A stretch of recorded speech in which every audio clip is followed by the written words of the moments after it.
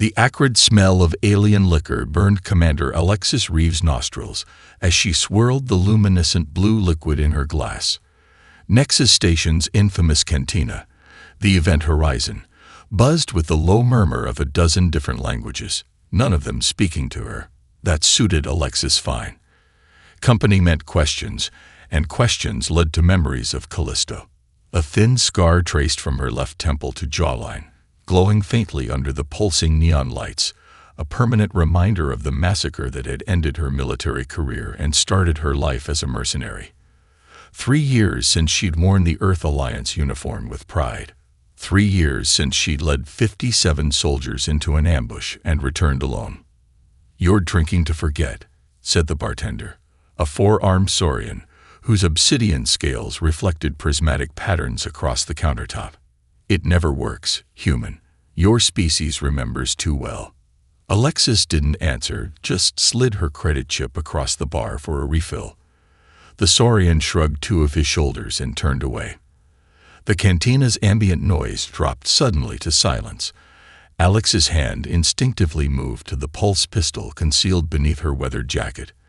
The crowd parted as 3 tall figures entered, their movements displaying the liquid grace of apex predators. "Talixi." Alexis relaxed marginally, but kept her hand near her weapon. The reptilian diplomats were known for their rigid adherence to law.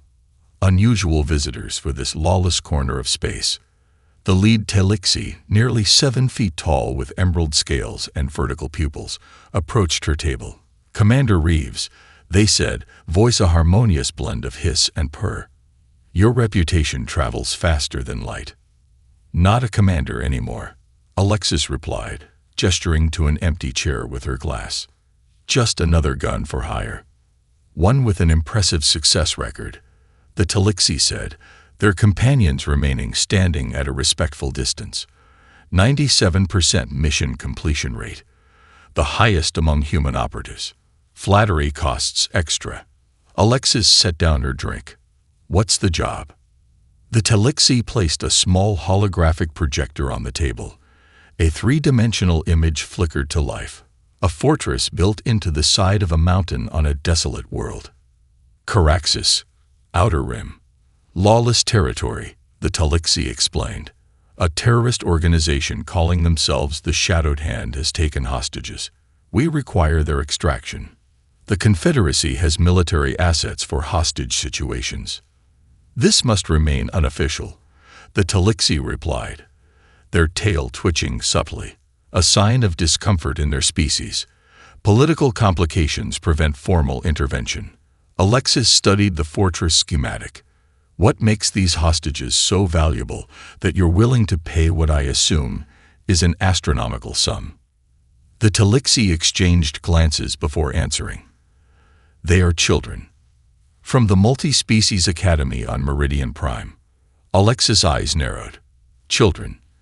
And the real reason you're coming to me instead of other mercenaries. Your expertise in extraction operations, your combat efficiency, your—" "The truth," Alexis cut in, "or I walk." After a long silence, the Talixi nodded. "Very well. The terrorist leader has threatened execution within 7 solar cycles. We need someone willing to employ human methods of resolution. Translation: someone willing to kill without hesitation when necessary. Someone with humanity's unique capacity for controlled violence. Half payment now, half upon successful extraction," Alexis said finally. The lead Talixi slid a credit chip across the table with relief evident in their posture. As they departed, Alexis noticed a shadow detach itself from a corner booth.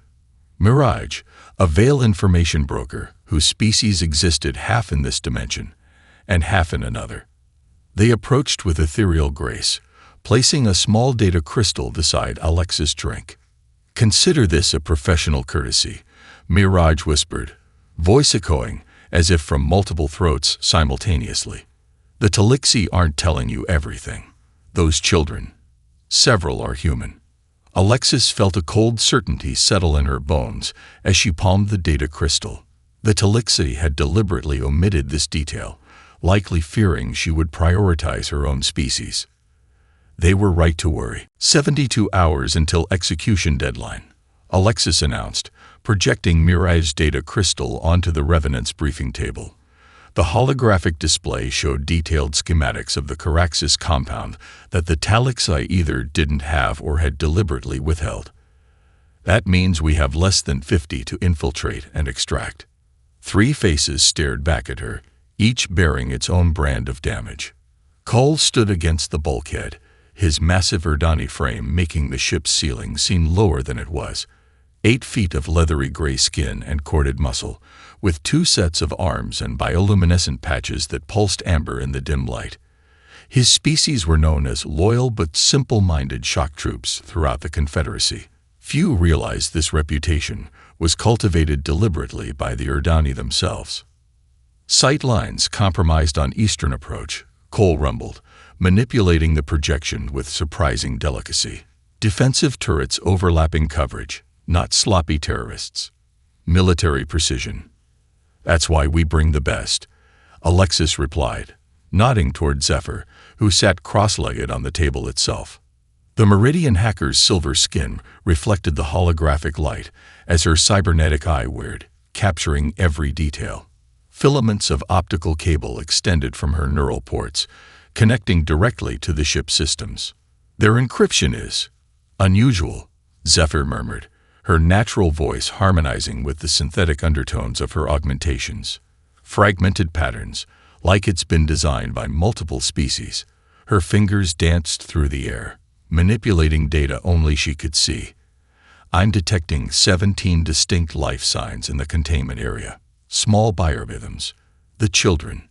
Species, Alexis asked. 3 human, 4 Talixi, others mixed. Zephyr's cables retracted suddenly. They're being monitored constantly. Bioscanners. Neural mapping. Doc, the final member of the team, had remained silent until now.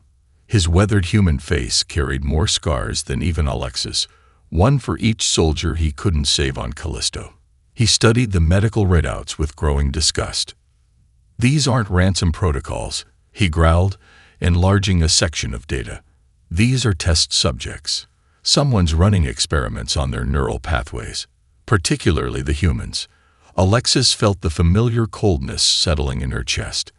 The Talixi playing us makes sense now. They need the job done, but they knew I'd. The ship's proximity alarm screamed to life, cutting her off. Zephyr's eyes widened as she reconnected to the sensors. 3 vessels. Military grade. No identification transponders. How? Alexis demanded, already moving toward the cockpit. Our flight plan was encrypted. Only the Talixi had. We have a traitor, Cole stated simply, following her. The view screen showed the approaching ships, sleek, predatory vessels designed for interception. Confederation Navy design, but with marking plates removed. Engine signatures match Black Fleet, Zephyr reported, referencing the rumored Covert Operations Division that officially didn't exist. They're powering weapons. The first volley rocked the Revenant, shields flaring as they absorbed the impact. I need options, Alexis called, dropping the ship into a spiraling dive toward Caraxis. Doc appeared at her shoulder. The Kalman cloud, he suggested, pointing to a debris field of radioactive mining waste that orbited the moon. It'll mask our signature, but it'll fry our engines, Alexis finished, and strand us down there. Their eyes met, understanding passing between them. No extraction ship meant no way off Caraxis after the rescue. A suicide mission. Cole rumbled his approval. Good death. Purpose. Alexis pushed the engines to maximum as another barrage of fire blazed past them. The Revenant shuddered as she forced it into the swirling radioactive cloud, hoping the children could hold out long enough for them to reach the surface. Behind them, one of the pursuing ships followed them into the cloud. They're committed, Zephyr whispered. This isn't about stopping a rescue mission. They want us dead. The Caraxis sun burned blood red through toxic clouds as Alexis surveyed the landscape from their hidden position. The Revenant lay half buried in sand, 2 kilometers behind them. Its engine core cooling after the desperate atmospheric entry had nearly torn it apart. Atmospheric filters at 14%, Doc announced, checking the readout on his environment suit. This planet is trying to kill us before the terrorists get a chance. The horizon stretched in jagged silhouettes of abandoned mining equipment, silent monuments to a resource rush abandoned decades ago. In the distance, the fortress rose from the wasteland like an alien tumor, all sharp angles and imposing barricades. 3 patrols on irregular schedules, Cole reported, lowering his multi-spectrum scanner. Defense turrets powered but on standby. They're not expecting trouble.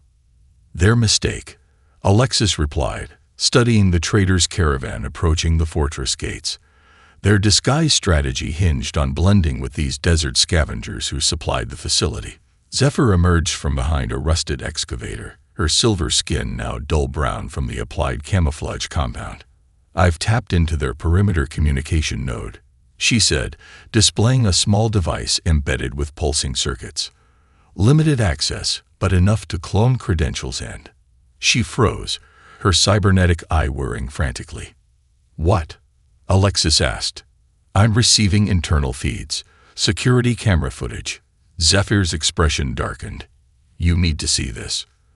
The projected hologram showed children in sterile cells. Medical equipment surrounded each enclosure, monitoring vital signs and brain activity. Most children sat in resigned silence, but a few paced like caged animals. 17 subjects, Zephyr narrated. 4 Talixi, 3 Meridian, 2 Vexari, 3 Urdani, 2 Saurian, and 3 human. The human children appeared younger than the others. A girl no more than 6, and 2 boys perhaps 9 or 10. Despite their age, they seemed to be leaders among the captives, whispering through ventilation ducts to coordinate something between cells. Those aren't normal medical scanners, Doc growled, pointing to devices positioned around the human children's cells. Those are psionic activity monitors, military grade. Alexis activated her secure comm channel to the Talixi contact. After 3 connection attempts, the reptilian diplomat appeared, looking distinctly uncomfortable. You knew, Alexis stated flatly. Human children. Why hide that from me? The Talixi's scales shifted color slightly, a sign of embarrassment in their species. Would you have prioritized them over others? Humans' tendency toward species favoritism is well documented. What else aren't you telling me? Alexis demanded. Those children are being experimented on, not just held for ransom. Before the Talixi could respond, an alarm blared from Zephyr's equipment. Security breach at the northern perimeter, she reported. Someone's trying to escape. Through stolen camera feeds, they watched as guards pursued a small figure across a barren courtyard. A young Talixi child, perhaps 5 cycles old, running with desperate determination toward the outer wall. They'll kill it, Cole stated with cold certainty. Alexis knew he was right. The mission demanded stealth. Waiting. Careful planning. Intervention now would compromise everything. Cover me, she said, unslinging her pulse rifle. Doc grabbed her arm. Alexis, we have 17 hostages depending on us. We can't risk. Look at their uniforms, she interrupted, zooming the feed on the pursuing guards. Military precision. Professional training. That child won't last 30 seconds. Before anyone could argue further, Alexis was moving, her augmented muscles launching her across the rocky terrain at speeds that made her human outline blur. The tactical part of her brain screamed this was a mistake, but something deeper, something quintessentially human, overrode it. From the ridge, Cole watched through his scope as Alexis intercepted the guards with ferocious efficiency. 3 armored soldiers, all larger species, dropped before they registered the human threat among them. Fascinating, he rumbled to no one in particular. No other species would compromise a mission for a single unknown child. Doc checked his medical kit grimly. That's why they really hired us. Not for our skills. No, Zephyr agreed, her metallic voice somber as she watched Alexis scoop up the terrified Talixi child and vanish into the shadows.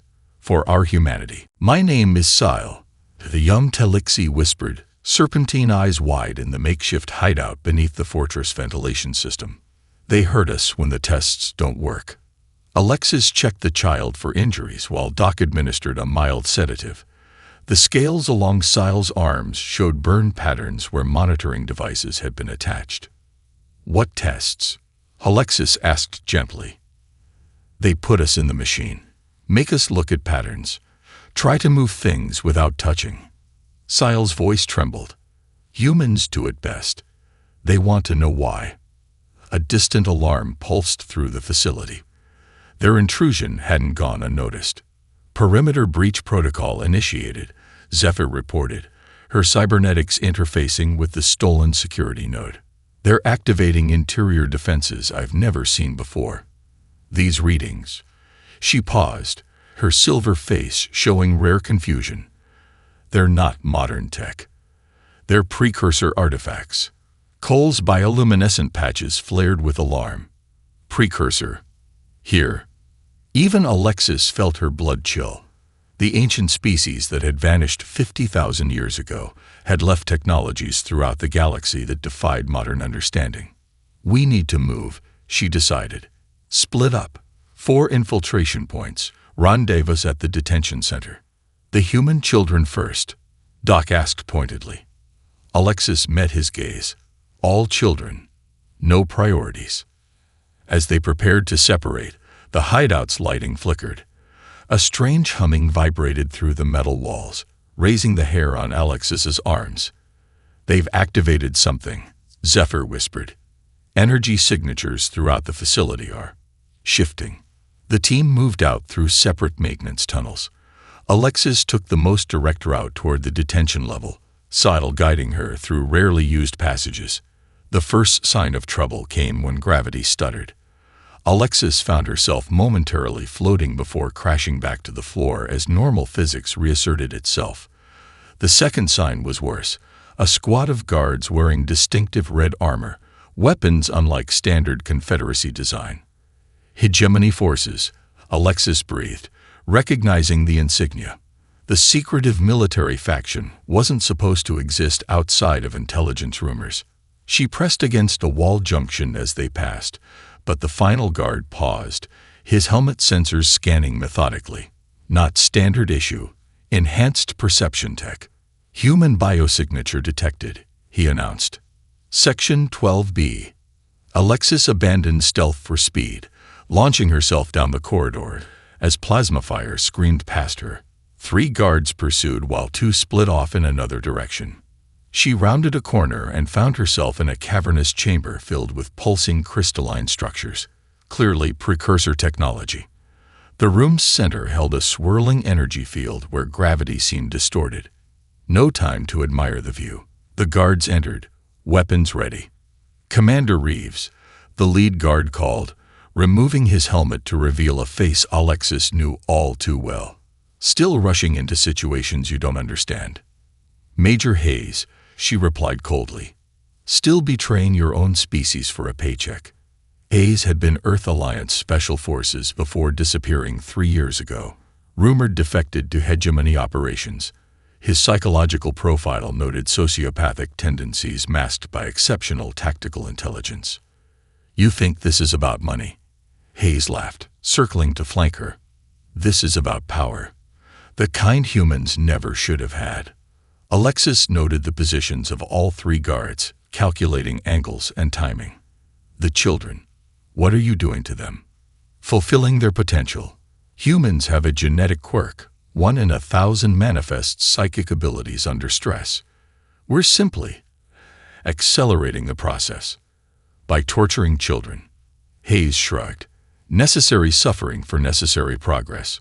The precursor crystals pulsed faster as Alexis's anger grew. Something about this room amplified emotions, fed them back as energy. You always were too soft, Hayes taunted, raising his weapon. That's why Callisto happened. You hesitated. That was his mistake. Mentions of Callisto didn't weaken Alexis anymore. They'd focused her.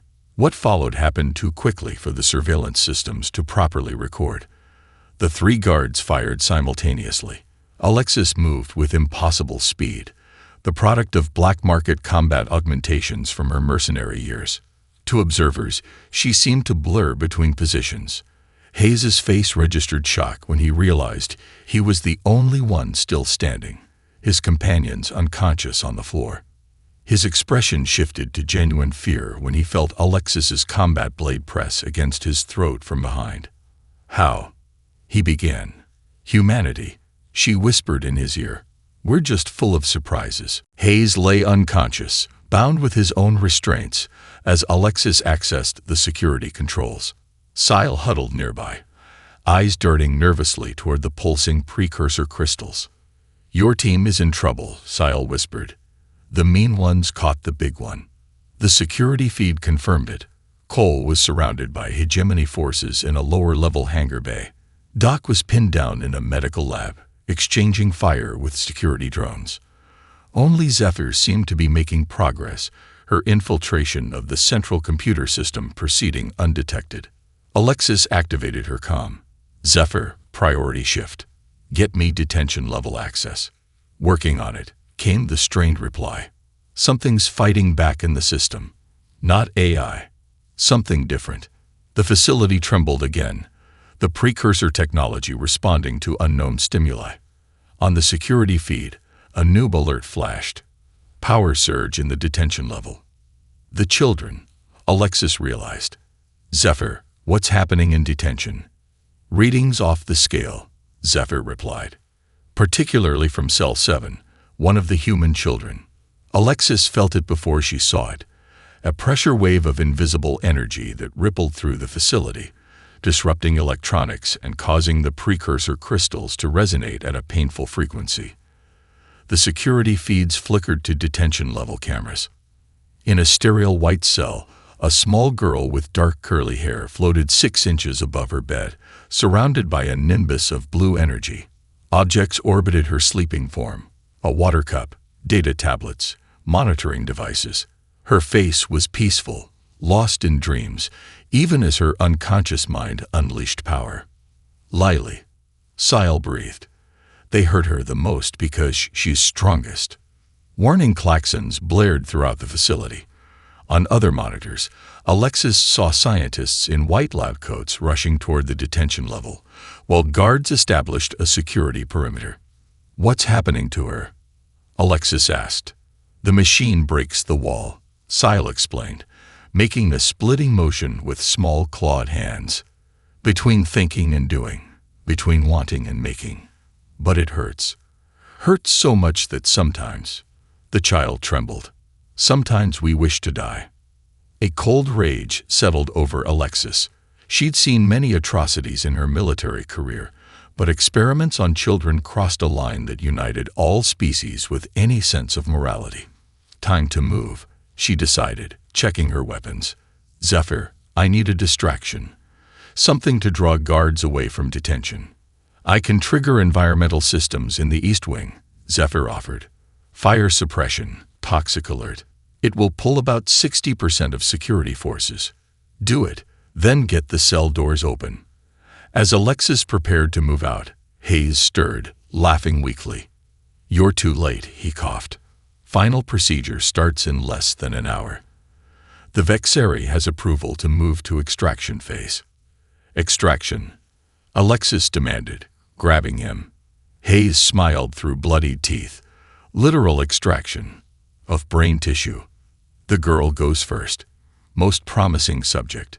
The facility shuddered again, more violently this time.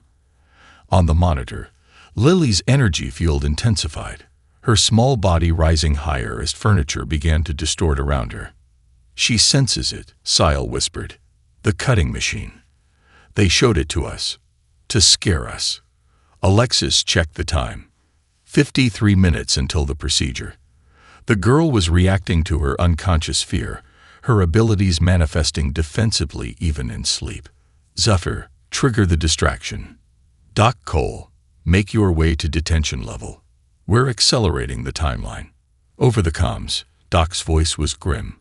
"All 17 kids. All of them," Alexis confirmed, drawing her combat blade across Hayes' body armor to extract his security card. "And if anyone tries to stop us." She glanced at the monitor showing Lily's power manifestation. "They'll learn what happens when you back humans into a corner." Hayes chuckled. "You don't get it, Reeves. The Vexary doesn't just want to study human psychic potential. He wants to weaponize it. Those kids, especially the girl, they're the prototype for the next evolution in warfare." The crystals pulsed in sync with Alexis's rising anger. "Thanks for the intel," she said coldly. "One last question. Who's running the hegemony operation?" Hayes smiled. "The last person you'd expect. The same one who set you up on Callisto." The crystals flared brilliant blue as Alexis processed this revelation. Whatever connection existed between human emotion and precursor technology, it was growing stronger by the minute. The facility's emergency systems wailed as Alexis and Sile navigated through maintenance shafts toward the detention level. Zephyr's distraction had worked. Environmental warnings had drawn most security personnel to the opposite wing. Approaching detention level, Alexis reported over comms. "Status. Still pinned down," Doc replied, breathing heavily. "These aren't standard security drones. They're adaptive." Cole's response was punctuated by the sound of gunfire. "Making progress. Slowly."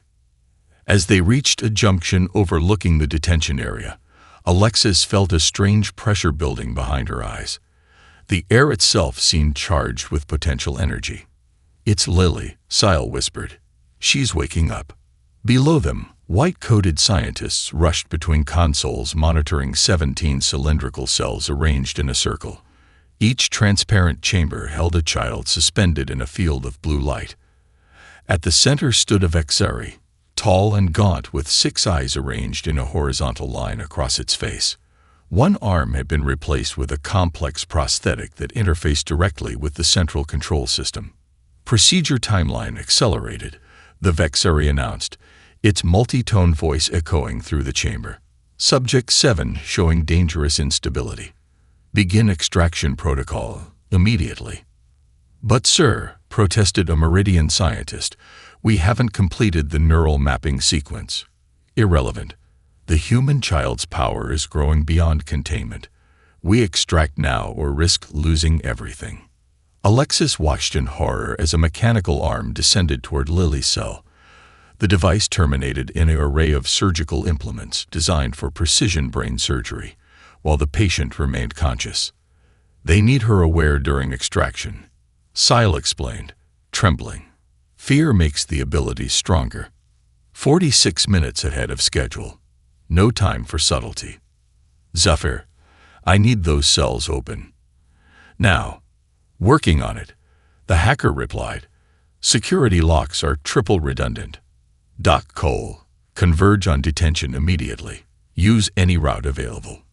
Alexis primed 2 EMP grenades, enough to disable the surgical equipment without harming the children. As she prepared to leap down, a side door to the detention area hissed open. A squad of hegemony elite guards entered, led by a figure whose very silhouette made Alexis's blood freeze.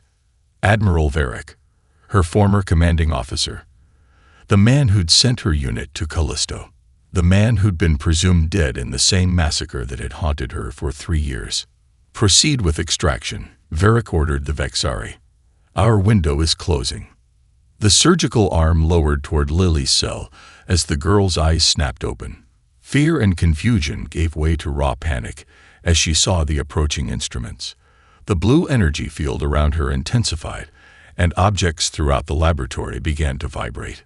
No more time. Alexis launched herself from the overhead junction. EMP grenades activated. Time seemed to slow as multiple weapons trained on her descending form. The first shots missed. The second volley wouldn't. She felt rather than heard the impact as a plasma round tore through her left shoulder, spinning her midair. Another struck her leg. Pain exploded across her consciousness, but her augmented physiology kept her functional through the shock that would have incapacitated a normal human. The grenades left her hand, arcing toward the surgical apparatus. Alexis Reeves, Varric sounded almost disappointed. Still trying to save everyone. The EMPs detonated, plunging the laboratory into momentary darkness before emergency lighting engaged. The surgical arm hung limp above Lily's cell. Alexis crashed onto a monitoring station, her wounded body screaming in protest as she rolled behind cover. Blood loss was substantial, but combat stimulants automatically released from implants beneath her skin. "Zephyr," she gasped into her comm. 30 seconds to cell release, came the reply. Varric signaled his guards to surround Alexis' position. "You've failed, Commander. Again, just like Callisto." Through pain-blurred vision, Alexis saw Lily watching her from the cell, tiny hands pressed against the transparent barrier. The girl's expression shifted from terror to something else. Determination. "You're wrong," Alexis told Varric, blood trickling from the corner of her mouth as she smiled. "Humanity doesn't know how to fail. We just haven't succeeded yet." The lights flickered as Lily's cell began to glow brighter. Lily's containment field collapsed in a burst of cerulean light. The shockwave knocked scientists off their feet and temporarily disabled remaining security systems. Through the chaos, her small voice carried with unnatural clarity. "You came for us." Not a question.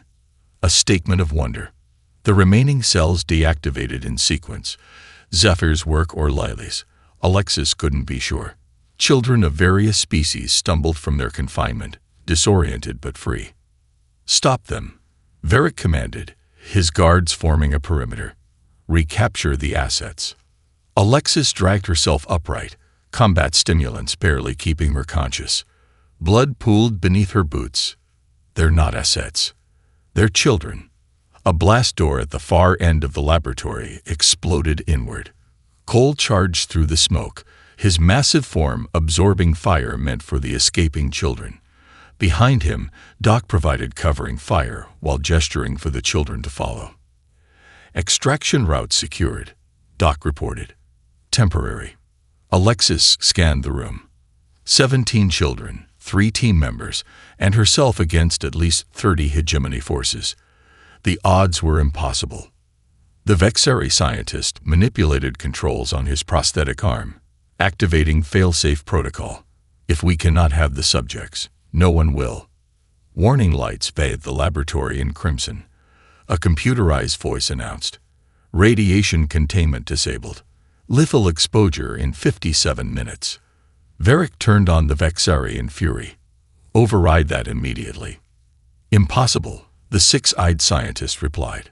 "The protocol is irreversible once initiated, a precaution against exactly this scenario." Alexis caught Doc's eye across the room. 57 minutes to evacuate everyone from a facility about to become a radioactive death zone. The Revenant was destroyed. Their only hope was Hangar Bay, Cole called, as if reading her thoughts. Hegemony shuttle. Life support for 15. 15. Not enough for 17 children plus 4 adults. The math was simple, brutal. "Get the children to the shuttle," Alexis ordered through gritted teeth. "Maximum capacity." "The team stays." "Unacceptable," Cole rumbled. "Mission parameters have changed," Alexis finished. "New mission. Survival of all targets." The laboratory trembled as something deep within the facility began to overload. Precursor technology reacting to the failsafe, accelerating the radiation release. 42 minutes to lethal exposure. The computer updated. Lily approached Alexis, seemingly unafraid amid the chaos. The other human children, boys who couldn't be older than 9, followed her lead. The 3 formed a small protective circle around Alexis. "We won't leave you," Lily stated simply. The alien children watched this exchange with confusion.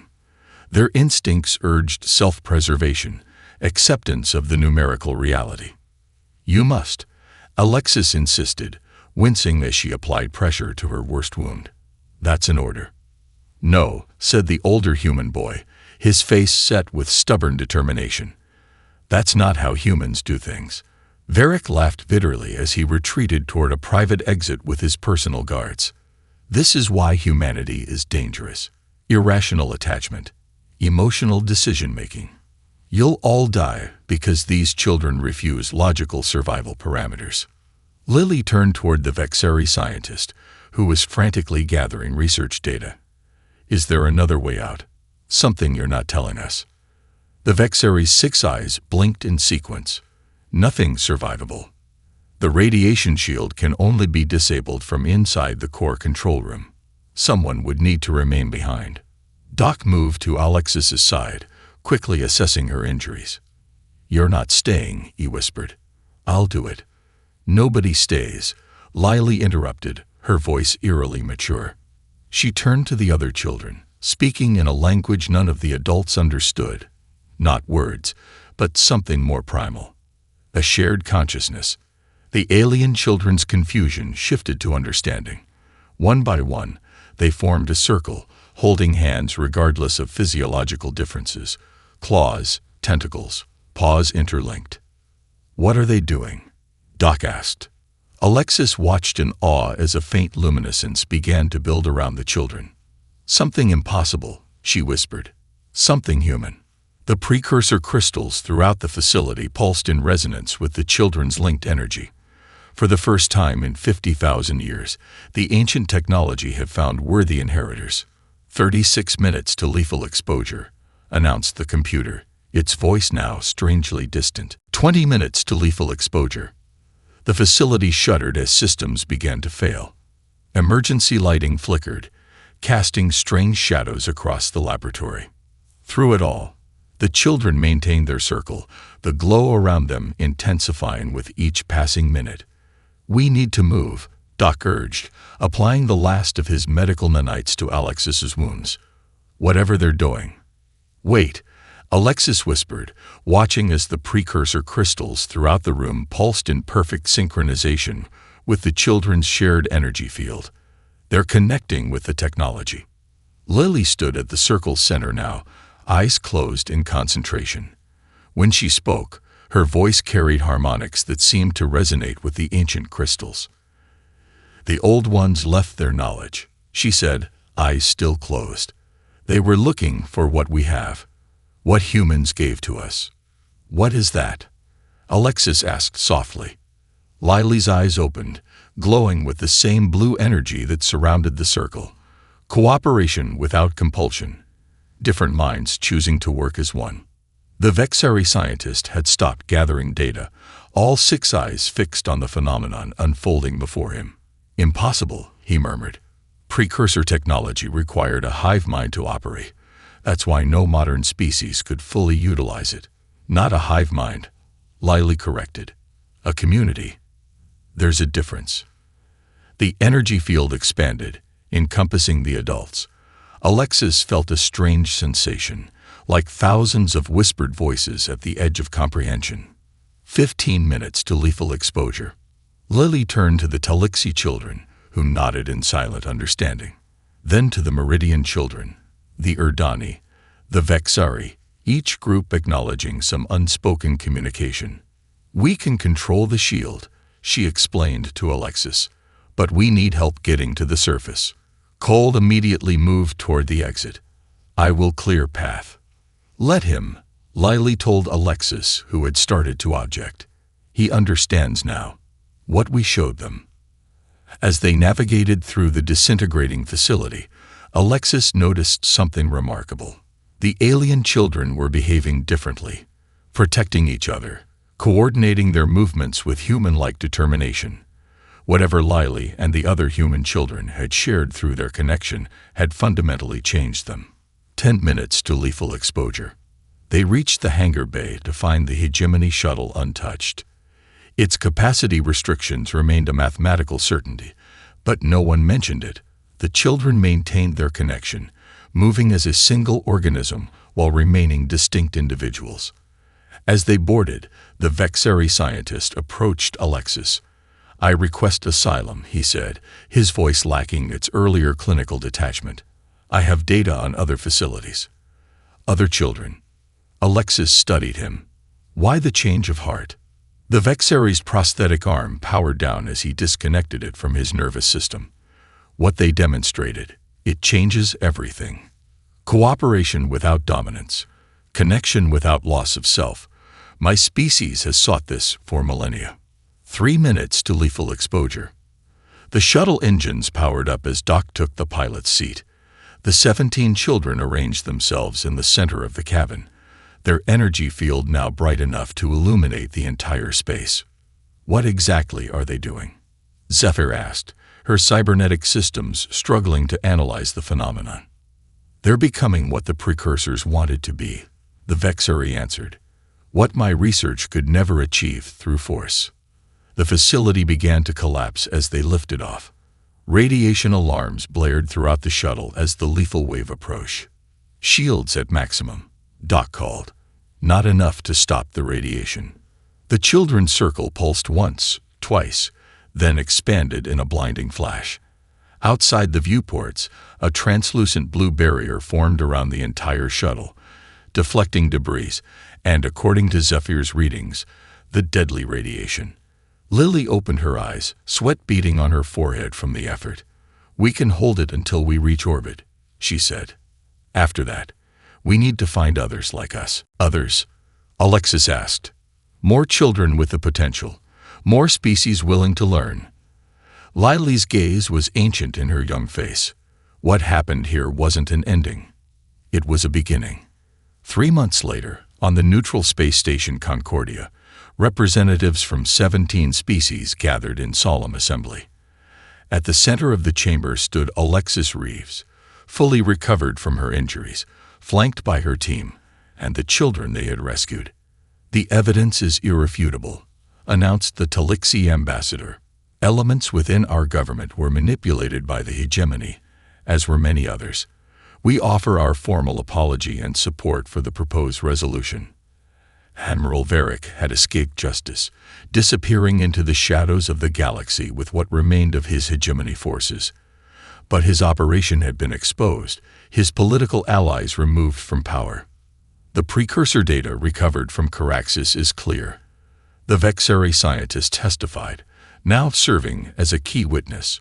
What these children accomplished spontaneously was what the ancients spent millennia trying to engineer: cooperative psychic synchronization without loss of individual identity.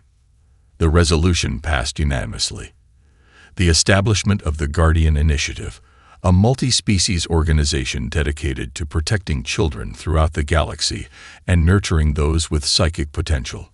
With funding secured and diplomatic recognition granted, Alexis found herself appointed as its first director. After the formal proceedings, she found Lily sitting alone, watching the stars through a viewport. Having second thoughts? Alexis asked. Lily shook her head, just thinking about what happens next. The precursors left their technology hoping someone would evolve enough to use it properly. They wanted connection without control. And they found it in children, Alexis mused. In human children first, Lily corrected. Because you taught us something important, that protecting others isn't weakness, that standing together is stronger than standing alone.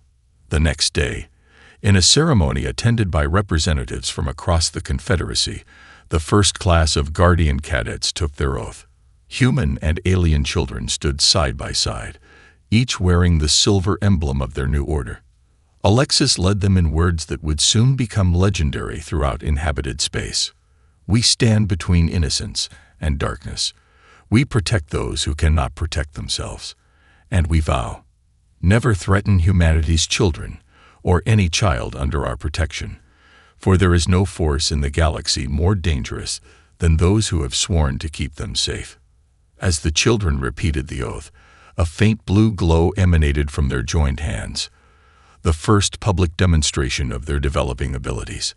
Among the assembled dignitaries, expressions ranged from awe to unease. Humanity had always been considered unpredictable by the galactic community, dangerous in war, innovative in peace, but always something of an outlier. Now they had given the galaxy something unprecedented, a way for different species to connect without surrendering their individuality. Intelligence reports would later confirm that potential adversaries across the galaxy were quietly abandoning plans for conflict with Earth. The footage from Caraxes had answered a question that had worried many species since humans joined galactic society. What happens when you threaten a human child? The answer was now clear to all. Nothing in the universe is more dangerous than humanity protecting its young, except perhaps humanity teaching other species to do the same.